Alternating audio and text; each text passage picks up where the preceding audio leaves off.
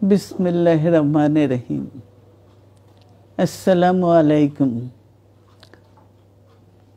দীর্ঘদিন অসুস্থ থাকার পর আপনাদের সামনে কথা বলতে পারার জন্য আল্লাহর কাছে শুকরিয়া আদায় করছি। আমার কারাবন্দী অবস্থায় আপনারা আমার কারামুক্তি ও রোগ মুক্তির জন্য সংগ্রাম করেছেন, দোয়া করেছেন। সেজন্য আমি আপনাদের সকলকে ধন্যবাদ জানাচ্ছি। দীর্ঘ আন্দোলন সংগ্রাম ও ত্যাগের মধ্য দিয়ে আমরা ফ্যাসিবাদী অবৈধ সরকারের কাছ থেকে মুক্তি পেয়েছি।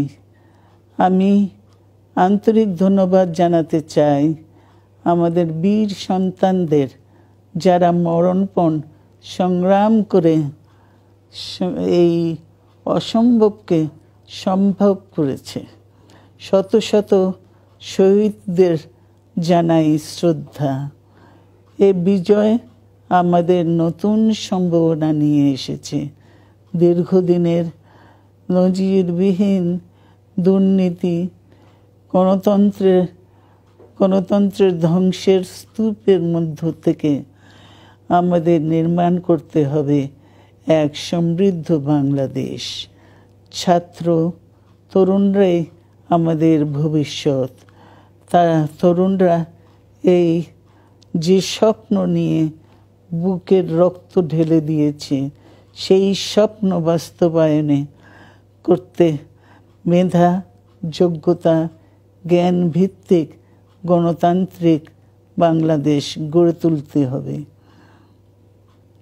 শোষণহীন সমৃদ্ধ বাংলাদেশ।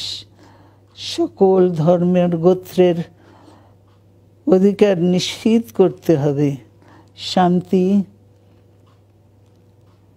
প্রগতি আর সাম্যের ভিত্তিতে আধুনিক বাংলাদেশ নির্মাণে আসুন আমরা তরুণদের হাত শক্তিশালী করি। ধ্বংস নয়, প্রতিশোধ নয়, প্রতিহিংসা নয়, ভালোবাসা, শান্তি ও জ্ঞান ভিত্তিক সমাজ গড়ে তুলি। আল্লাহ হাফেজ।